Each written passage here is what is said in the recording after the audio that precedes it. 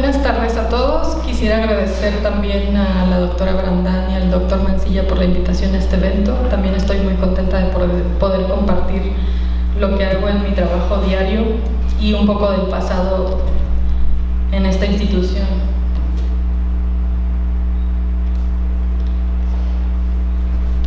Un momento, perdón.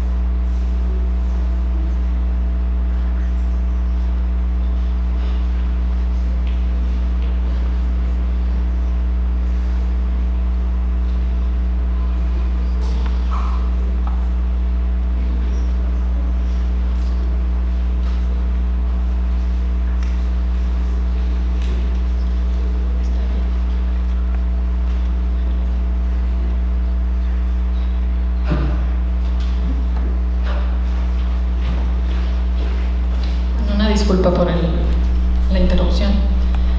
Les hablaré sobre mi experiencia clínica en un hospital, en este caso en un Instituto Nacional de Salud, sobre mi desarrollo profesional y los retos que esto ha representado en mi carrera profesional. Empiezo con la definición de lo que es un físico médico. Alguna de las noticias recientes es que la ocupación, tal cual, oficial de físico médico ya se encuentra incluida dentro de la clasificación internacional de ocupaciones.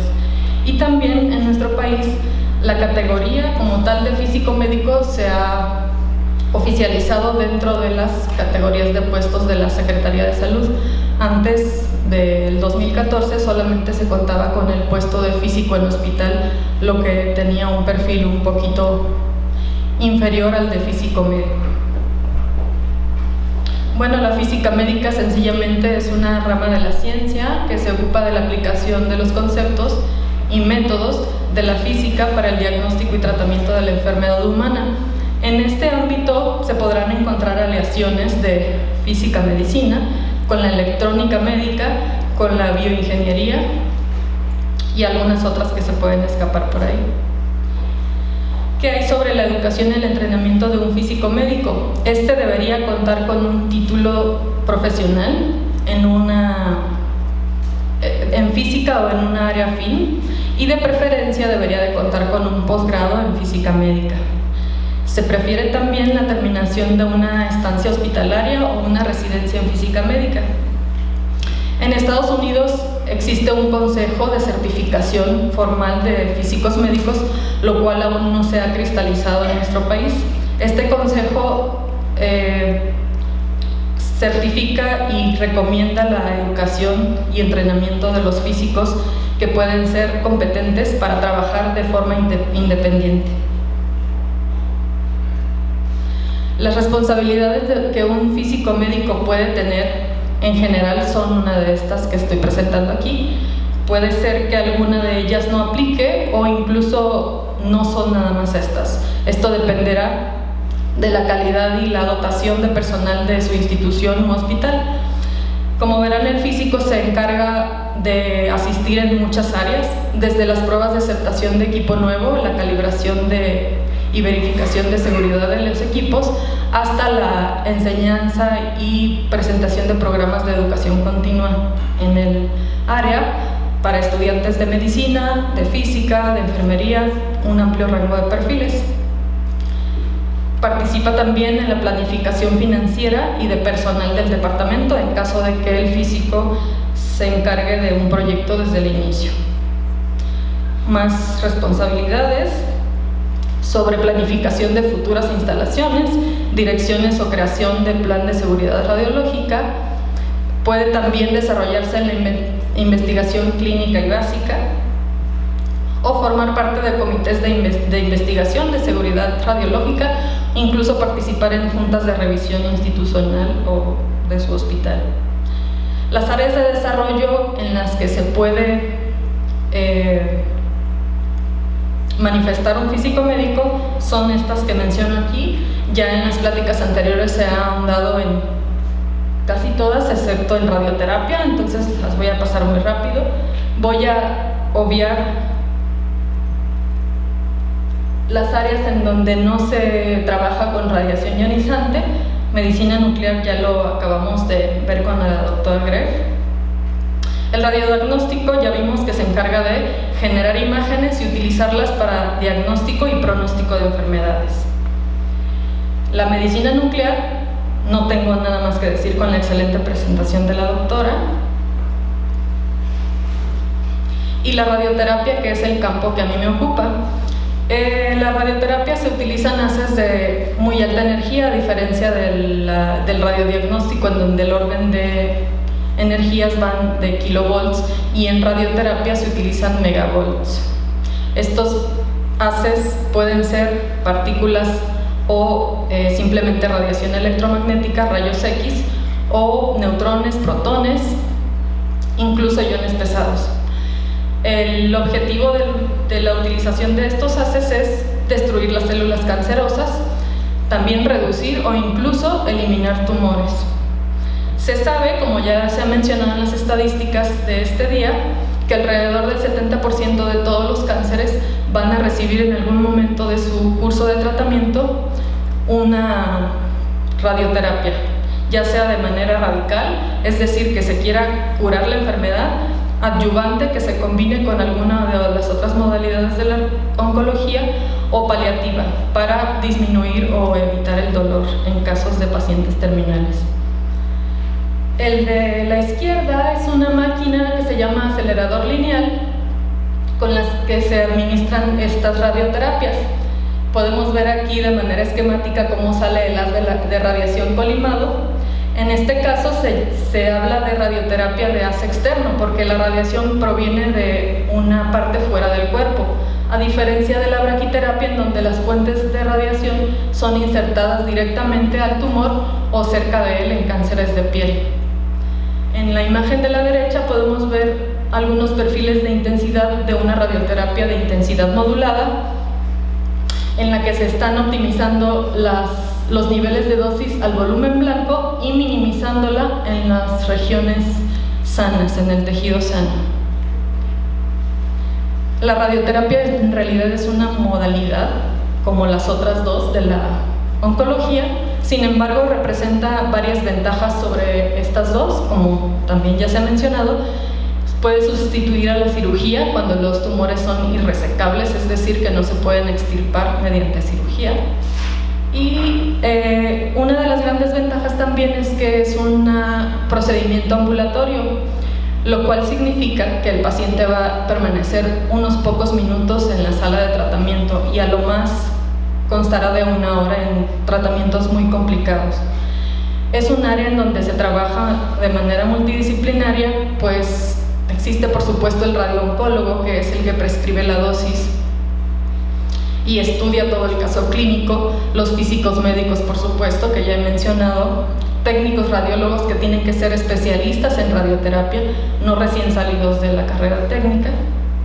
Y la instalación constará por lo general de búnkeres que albergan ya sea al acelerador lineal o al equipo de fuentes de braquiterapia que se utilice. Estos son los beneficios de la radioterapia. Hay muchos mitos alrededor de este campo, pero los beneficios afortunadamente son mayores y pueden opacar fácilmente cualquier cosa dañina o diabólica que se comenta acerca de esto. En realidad la radioterapia puede controlar y curar enfermedades malignas. Es una opción curativa, es una oportunidad de sobrevida en tumores que no se pueden resecar. Está indicada como única opción en enfermedades metastásicas locales que están desarrolladas solamente en ganglios linfáticos. También tiene una función profiláctica. ¿Qué es esto? Que puede prevenir la infiltración leucémica al sistema nervioso central en ciertos padecimientos. Además de utilizarse en neoplasias malignas, la radioterapia resulta que también es útil en patologías benignas o fines estéticos, incluso para evitar las cicatrices queloides en implantes mamarios. También puede ser paliativa. Las estadísticas del cáncer en México, aquí yo les muestro los casos más frecuentes de cáncer por sexo. Como vemos, en hombres es el de próstata y en mujeres el de mama, pero una gráfica mucho más impactante es la siguiente, en donde podemos observar la incidencia de cáncer en nuestro país. Y como podemos ver en las barras horizontales, esta se va prácticamente a duplicar en los próximos 15 años. Entonces, inmediatamente surge la pregunta preocupante de si podremos abastecer este déficit de centros de radioterapia que actualmente ya tenemos, y en unos años va a crecer mucho la incidencia y qué es lo que vamos a poder lograr. Esta información se puede encontrar en Globocan, es un sitio en donde se pueden hacer estadísticas por cualquier país. Más datos: en nuestro país alrededor de 128,000 nuevos casos se salen a conocer cada año, más un 25% que se piensa que no están registrados. La Organización Panamericana de la Salud calcula que se necesita un acelerador lineal por cada millón de habitantes de población general, no millón de enfermos. Actualmente, afortunadamente, la física es una de las ramas de la física médica es una de las ramas de la física de mayor crecimiento. En México tenemos más de 130 egresados de posgrado. De estos, más de 100 son egresados del Instituto de Física de aquí, de esta universidad. En las décadas pasadas, en América Latina en general, la formación de un físico médico era de manera empírica. ¿Qué quería decir? Que no tenían una formación académica específica en el área y con la práctica iban desarrollándose con prueba y error prácticamente. Y en nuestro país al menos se está evolucionando hacia una física con una preparación académica de base. Estos son los números de centros de radioterapia en México, que en total son 94. El número total de aceleradores que cuenta el país, con los que cuenta el país, son 80. Aún existen fuentes de cobalto, número de tomógrafos computarizados. Estos datos, si dividimos entre la población de México, que son alrededor de 120 millones de habitantes, nos da un déficit en el número de equipamiento que la OPS nos está marcando como mínimo para poder abastecer a las neoplasias. Entonces, estamos por debajo de lo mínimo necesario actualmente. Las funciones que puede desempeñar ya específicamente un físico médico en un servicio de radioterapia van a depender mucho del estado en el que se encuentra la instalación a la llegada del físico. ¿Qué quiere decir? Que si el físico recibe una instalación que ni siquiera existe aún, que la tiene que levantar, sus funciones van a ir desde gestionar el proyecto, negociar la compra del equipo, seleccionarlo, calcular los blindajes, tramitar licencias de operación. El universo es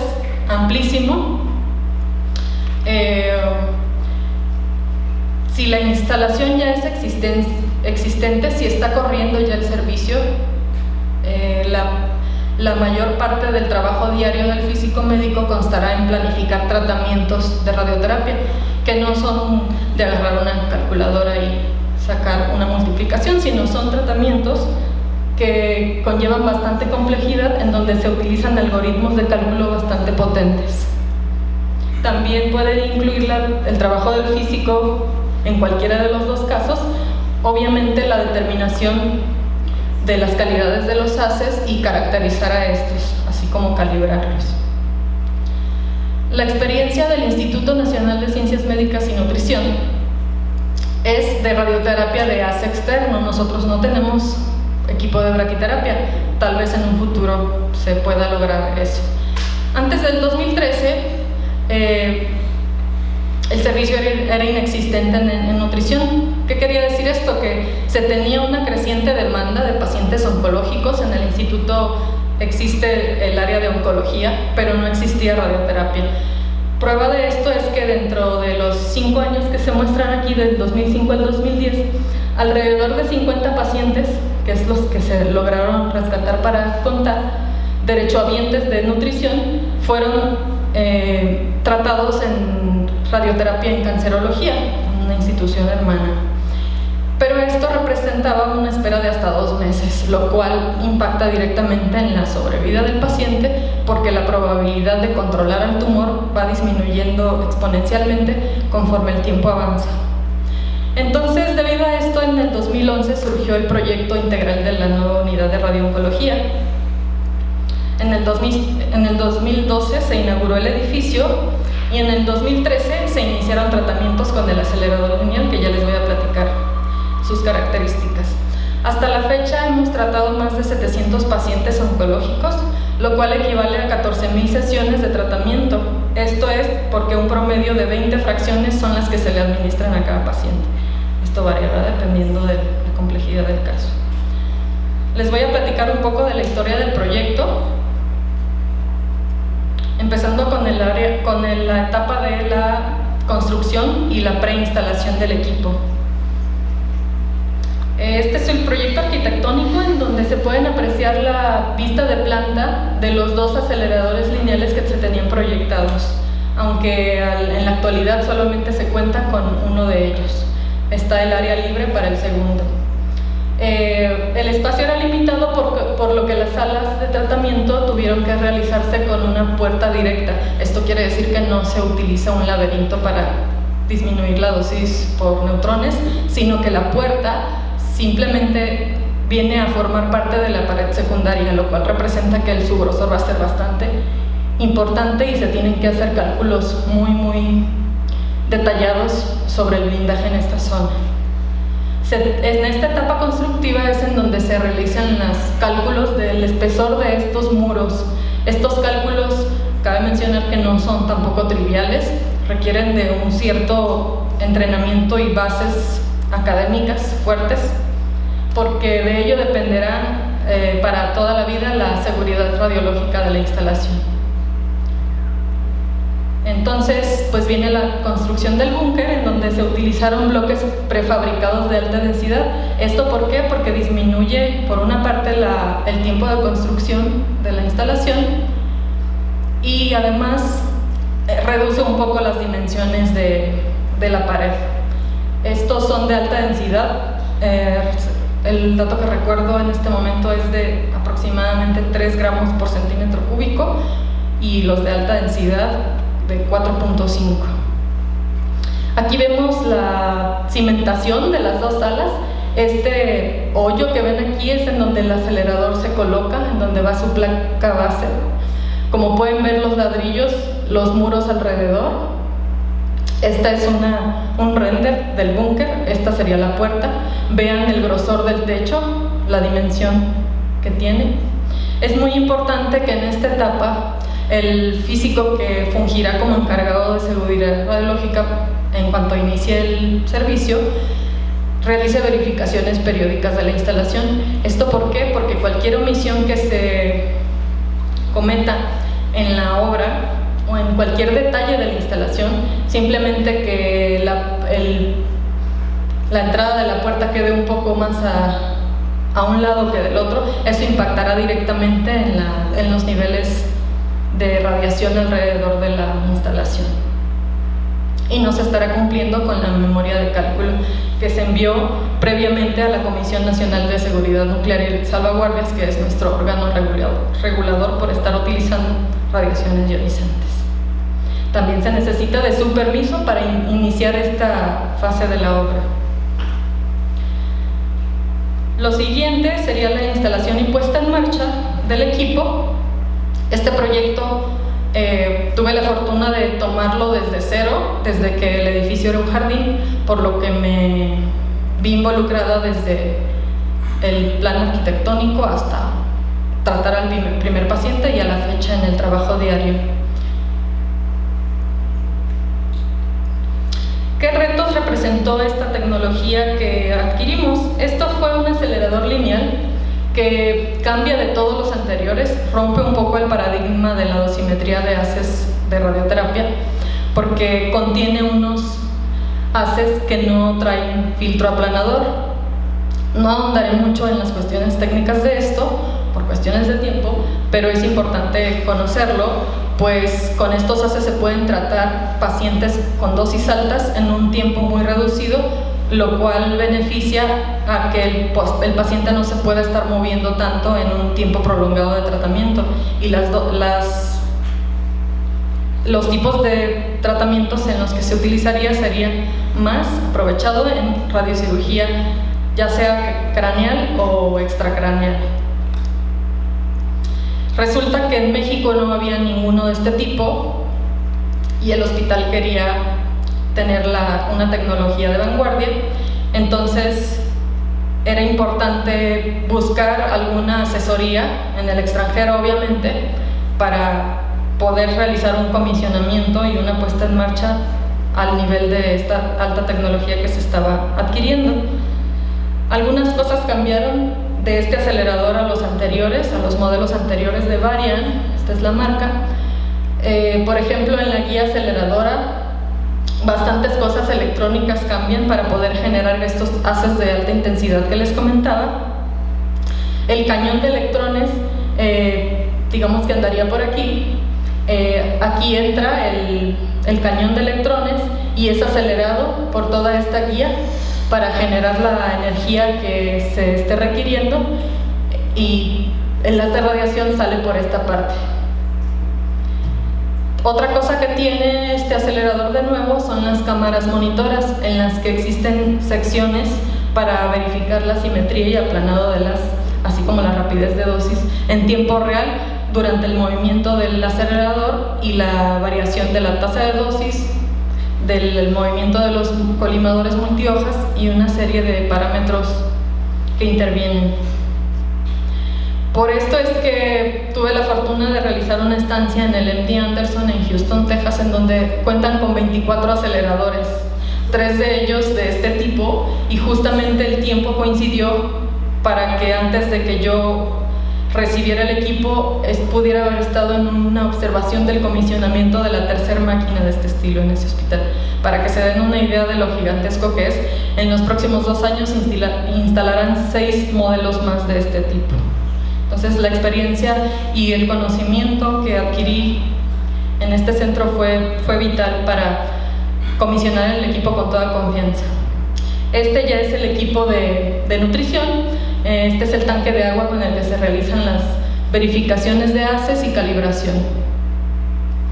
Algunas especificaciones mecánicas son mejoradas en este modelo, ya que la precisión del isocentro es bastante menor que en modelos anteriores. En este caso vemos que la precisión del gantry está dentro de una esfera de 0.3 milímetros. ¿Qué quiere decir esto? Que la máquina, cuando gire en este sentido, el centro del haz se desviará a lo más en esta cantidad. Cuando gira el gantry y a la vez el colimador,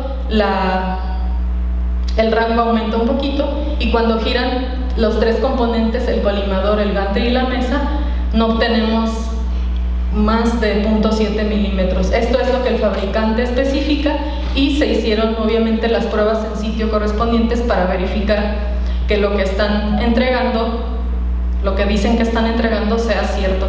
Esto es muy importante y se denominan pruebas de aceptación del equipo, en donde si alguna característica no se cumple dentro del rango de especificación, no se debe de aceptar, lo cual ocurre rara vez, pero hay que estar alerta. Y durante el comisionamiento, que es la etapa en donde se obtienen todos los datos del acelerador, se conoce a la máquina totalmente, está el caracterizar a estos haces y conocer perfectamente su comportamiento. En esta tabla estoy mostrando los haces de fotones que contiene y los haces de electrones. En los haces de fotones tenemos 3 energías de 6, 10 y 15 megavolts, 2 de ellas con la opción de quitar el filtro aplanador. Vean cómo la tasa de dosis aumenta significativamente al quitar el filtro. De esta manera se aprovecha mucho más el haz, además de que tenemos menos contaminación por neutrones y radiación dispersa dentro del área. También es una ventaja muy grande de este tipo de haces, la protección radiológica del mismo paciente, no por la radiación directa que está recibiendo, sino por la dispersa dentro del cuarto a otras áreas del cuerpo. La dosis por pulso es muy importante este dato, ya que aunque uno varíe esta tasa de dosis en este haz sin filtro aplanador a 400, a un nivel bajo, la dosis por pulso permanecerá igual muy alta, así que no tiene mucho sentido fijarse en este valor, sino en este. Como ven, se duplica en ambos casos, incluso en el otro casi es el triple. Estas son las energías de electrones con las que cuenta el acelerador, y una de ellas es también de alta tasa de dosis para un cierto tipo de tratamientos de cáncer de piel. Aquí tenemos más o menos para darnos una idea de cuánto aumenta la intensidad del haz cuando la energía de este es la convencional al pasar por el filtro aplanador, y cómo aumenta hasta el triple de intensidad. Estos son algunos perfiles como los que se deben de obtener en la etapa del comisionamiento. Muestro solamente con fines representativos los de la energía de 10 MBs a distintas profundidades, distintos tamaños de campo. Estas curvas que vemos aquí abajo son las obtenidas de porcentaje de dosis en profundidad en haces de electrones. Obviamente el equipo detector que debe de uno de utilizar en este tipo de aceleradores es vital seleccionarlo de acuerdo al nivel tecnológico que tenemos. Puede ser que lo que el vendedor nos esté ofreciendo no sea suficiente por desconocimiento, no por maldad. Así que el físico médico debe de estar al tanto, mantenerse a la vanguardia, tanto en tecnología como en la evolución de la física médica como tal, ¿no? Aquí tenemos una variedad de todos los equipos con los que el servicio cuenta, desde dosimetría in vivo hasta cámaras de ionización, que son el patrón estándar de referencia para la dosimetría clínica. Estos son algunos de los datos, pantallas, de cuando uno está metiendo todos esos datos al sistema de planificación de tratamientos que les mencionaba, que es esta computadora finalmente que cuenta con algoritmos muy complejos de cálculo, muy potentes, a los que se le debe alimentar con una serie de datos gigantescos para que ésta pueda simular de manera virtual un tratamiento en 3 dimensiones.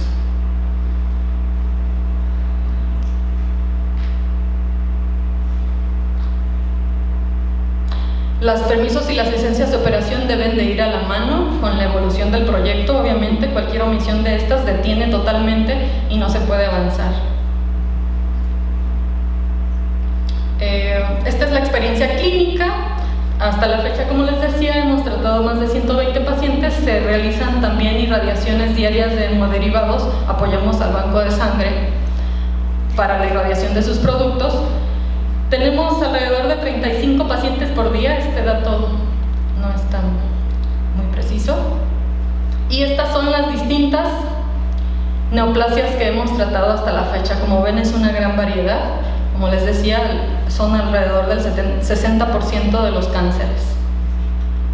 Las técnicas actuales que realizamos son desde radioterapia conformacional sencilla, ahora eso se le ve como sencillo, hasta radioterapia de intensidad modulada de campos estáticos. Quiere decir que el gantry no está en movimiento, está estático, y lo que se mueve nada más son los colimaduros multilámines. A diferencia de la radioterapia de arco modulada volumétricamente, en donde el gantry se está moviendo, la tasa de dosis está variando, los colimadores primarios se están abriendo y cerrando, y entre otras cosas. También se realiza dosimetría in vivo gracias a una colaboración que tenemos con el Instituto de Ciencias Nucleares, aquí de la UNAM. Les quiero presentar un caso que está actualmente en tratamiento. Es una malformación arteriovenosa que se encuentra en este lado de la cabeza. Es un tratamiento de radioterapia de arco modulado volumétricamente. Es el histograma que se obtiene cuando uno hace este tipo de planificaciones de tratamientos, para una vez que está listo el plan y aprobado por el radiooncólogo, quien está prescribiendo la dosis, pueda ser administrado en la máquina de tratamiento, no sin antes haber hecho verificaciones de este plan previas al inicio del tratamiento con el paciente. Aquí vemos al técnico radioterapeuta colocando a la paciente. Esta paciente es justamente ella, con su máscara termoplástica para una mejor fijación. Y bueno, tiene que cuidar toda la alineación del cuerpo, rotación del mismo, y verificar todos los desplazamientos si es que se necesitan hacer en tiempo real durante la sesión. La estadística de los tratamientos la pueden ver aquí, como en unas tonitas más colorido, pero es lo que más en breve les he mencionado. Las técnicas, la dosis más frecuente que utilizamos sigue siendo la de 2 Grays, aunque hay pequeñas variaciones, y algunas regiones que podemos ver que hemos tratado. Esta es la estabilidad de la máquina a lo largo de los años. Como podemos ver, el índice de calidad de las es casi perfecto, ¿no? Durante los meses se mantiene de una manera muy precisa. Este dato se obtiene durante las pruebas de verificación matinales que se realizan diariamente en la máquina. Si estas pruebas no se realizan o algo sale fuera del rango de tolerancia, no se deben de iniciar tratamientos, por lo que es muy importante la realización de esta verificación. La familia sigue creciendo porque recientemente adquirimos un equipo pequeño de terapia superficial y de ortovoltaje. Aquí están las energías que se manejan. Tiene varios aplicadores. Es mayormente utilizado tradicionalmente en cánceres de piel, sin embargo se puede aplicar a enfermedades inflamatorias benignas también, y su comisionamiento está por empezar. Recordemos que esto también es muy importante. En radiobiología, el patrón estándar para determinación de la dosis biológico efectiva es justamente la energía de 250 kilovolts. Entonces, esto es básico si se quiere realizar investigación en radiobiología o en algún modelo tumoral. Aquí están algunas de las indicaciones de las neoplasias, tanto benignas como malignas. Estos son los resultados clínicos que se pueden obtener con un equipo de estos. Afortunadamente existe un atlas de dermatoncología, cuyas autoras son la doctora Tenorio y la doctora de la Mata, en el que uno puede guiarse sobre las dosis, el uso de aplicadores y los efectos clínicos que en realidad podemos tener con este equipamiento. Desgraciadamente en México hay muy pocos, hay en total 6, de los cuales uno está en desuso por falta de mantenimiento, y afortunadamente el que se acaba de instalar en el instituto cuenta con un amplio rango energético. Son bajas energías para tratamientos muy superficiales, hasta altas para tratar incluso metástasis en columna cervical. Bueno, para finalizar quisiera mencionar que también es importante realizar academia y colaboraciones, aunque esto consume mucho más tiempo, pero como es de gran interés, tiene un físico médico que dividir su tiempo y administrarlo si es que quiere también realizar investigación y tal vez dirigir tesis, etc.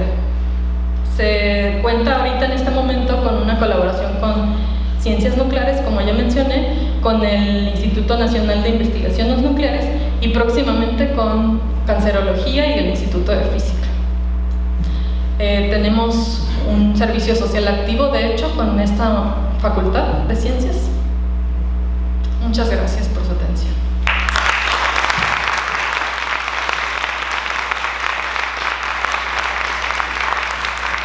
Muchas gracias, maestra. ¿Tenemos preguntas? Sí.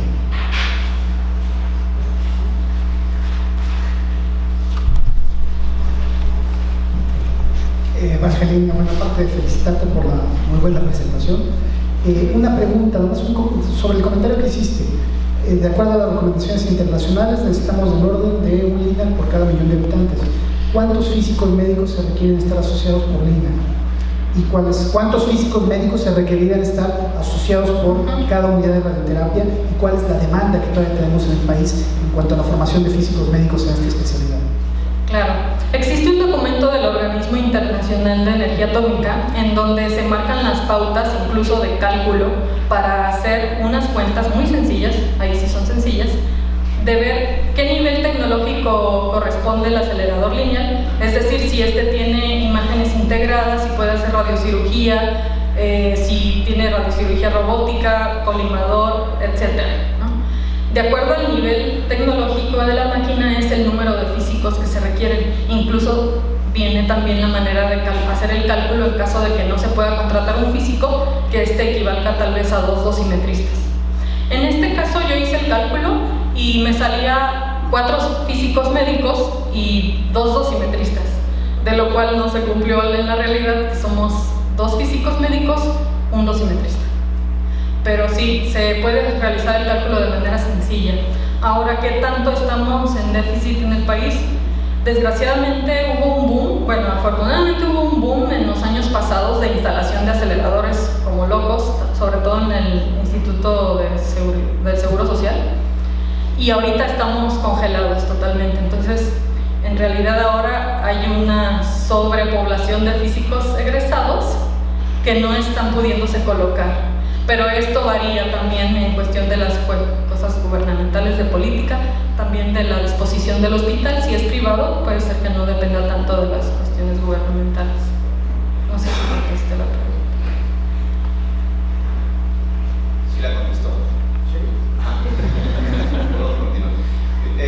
Bueno, pues yo creo que el número de personas ha aumentado bastante. Ese no es mi comentario. Cuando yo empezaba a conocer algo de la física médica en esta facultad, pues quizá no hubiéramos llegado ni a 5 en el auditorio. Y por lo demás, no sé si le voy a preguntar algo que no sea de su especialidad, pero cuando yo trabajé con dosímetros, algo de lo que escuché de su plática me llamó mucho la atención. Entre otras cosas, el acelerador es de electrones, ¿verdad? Acelera electrones, por supuesto, pero puede generar fotones también, sí, haciéndolos chocar con un blanco. Pues todavía mejor, porque lo que voy a preguntar es, usted habló de una dosis, bueno, de una manera de medir la dosis, que son los grays. ¿Eso lo está aplicando el físico médico? O sea, ¿eso lo define el médico, lo define el físico médico? Porque además de lo impresionante de la máquina, veo que tiene aplicación para casi cualquier cosa, ¿no? Así es. Neoplasias, cosmetología, cirugía craneoencefálica, o sea, bueno, obviamente yo no puedo profundizar en eso, pero lo que sí me interesa saber, porque he manejado dosímetros, es por qué está utilizando una cantidad de 2 grays. O sea, eso no lo entiendo. Y específicamente, ¿para qué problema es? Gracias. Sí, bueno, existe la razón histórica y la razón también radiobiológica que se ha estudiado. 2 grays es la dosis estándar en la que se ha estudiado que el tumor va a responder, o sea, disminuir su tamaño, controlarse, matar células, lo que se entienda como acción dentro de las células.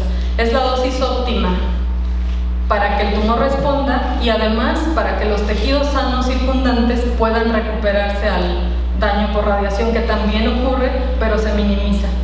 Los estudios que se hicieron sobre los 2 grays datan de hace muchos años y se sigue conservando la dosis de 2 grays. Hay pequeñas variaciones hacia arriba y hacia abajo, pero es el fraccionamiento estándar. ¿Quién prescribe esa dosis? El radiooncólogo, por supuesto. Ellos tienen estudios clínicos en donde se ve cuántas dosis, la dosis total que necesita el paciente o con la que le iría mejor estadísticamente hablando, ¿no? la prescribe el radiooncólogo y el físico se encarga de hacer el ajuste en la máquina para que el paciente esté recibiendo esos 2 grays exactamente con una incertidumbre del 2%. Sí, sí, la dosis que entrega el acelerador. Ajá. No entendí la pregunta. ¿Trabaja esa potencia? Sí, no es potencia, es dosis. La potencia sería en cuestión de rapidez del tratamiento, la tasa de dosis. Pero aunque uno varíe la tasa de dosis, la dosis entregada puede ser la misma, y además también existen estudios en donde se demuestra que las variaciones de tasa de dosis de esta magnitud no afectan la respuesta radiobiológica del tumor, no varía. Solamente varía en tasas de dosis muy grandes, como en braquiterapia o radioterapia intraoperatoria. Gracias. Una precisión, Evangelina, estos 2 grays son para ¿cuántas fracciones? Son 2 grays diarios, ¿no? Son 2 grays diarios, y lo que va a variar de paciente a paciente es el número de fracciones. El caso que les presenté de la chica del glomus yugular es de 50 grays, lo que quiere decir que va a recibir 25 sesiones de 2 grays, de lunes a viernes, punto. Es el fraccionamiento estándar. Existen también hipofraccionamientos con dosis altas en menos fracciones, que se puede hacer una equivalencia a que recibiría los 50. Me parece que 50 grays equivalen como a 3 sesiones de 6 sesiones de 5 grays. Ajá, a 6 sesiones de 5 grays. Ya el radiooncólogo determinará el esquema también, de acuerdo a la respuesta clínica que pueda tener el paciente, porque no todos los pacientes toleran estas dosis altas. Si quieren les puedo mostrar un video si hay tiempo. Muchas gracias, maestra Figueroa. Toca el turno ahora.